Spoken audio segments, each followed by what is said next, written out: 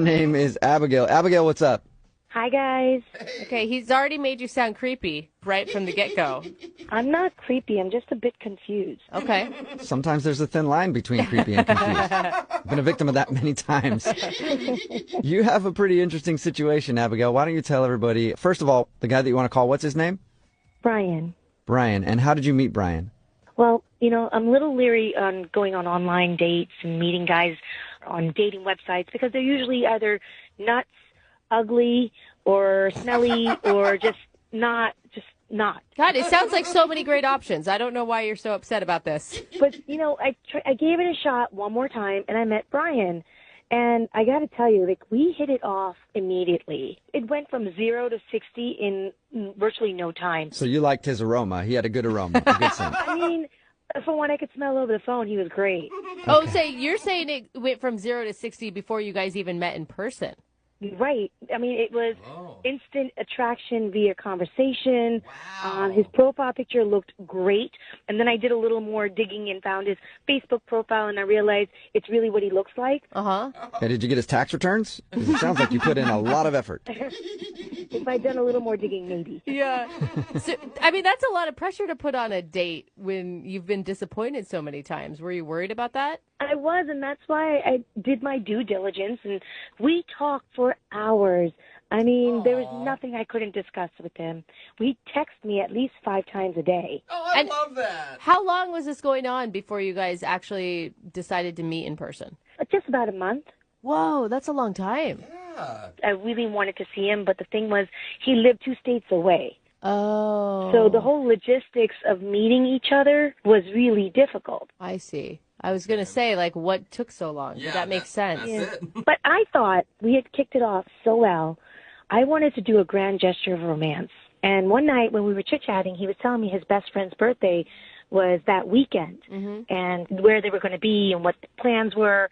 And I thought, wouldn't it be cool if I flew down and surprised him? Whoa, for your first meeting?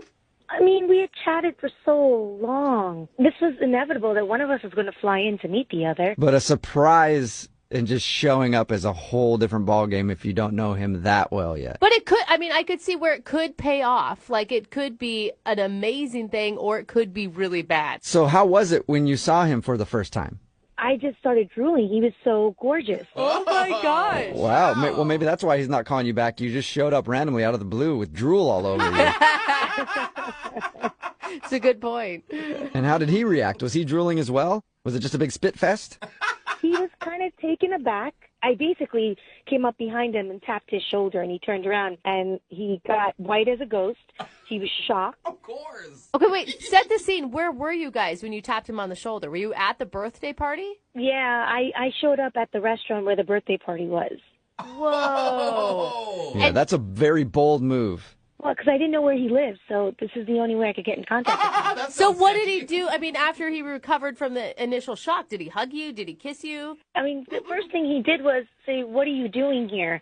And I told him I thought it'd be a really cool surprise to, shock you and be here, and thought it'd be really romantic. Yeah. And then for most of the night, I ended up speaking to his friends and not much to him. Oh, my wow. God. But you got to understand, I mean, I knew he had to speak to other people. It was his best friend's birthday, so I let it go. I figured, hey, that's what he has to do. So wait, hold on. How was he introducing you to his friends? Well, he really wasn't. I mean, the 1 or 2 times that I'd bump into him, somebody would come up to him and say, "Oh, and you are?" And he would say, "Oh, this is a friend of mine." Oh, okay. Ooh. Okay. Ouch. And I thought, well, it is really new. We haven't really told people about us. So I get it. He wanted to keep it on the down low. I get that. Yeah.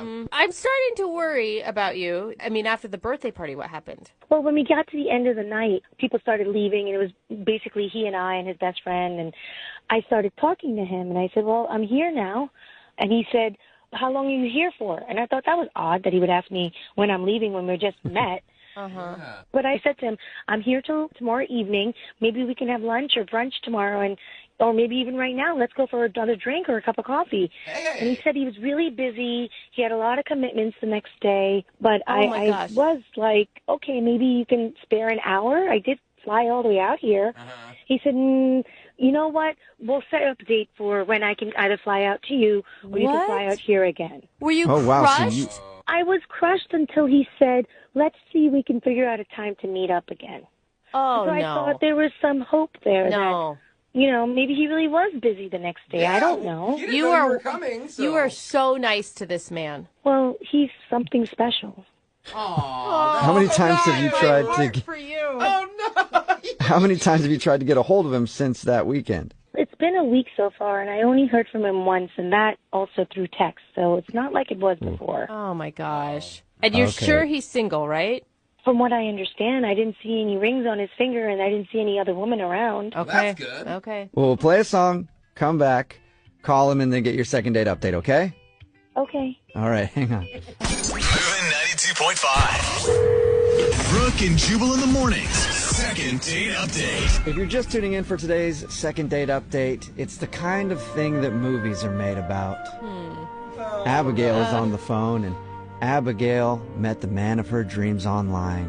And they chatted back and forth every single day, every single night for weeks until Abigail decided to show up unannounced at a birthday party.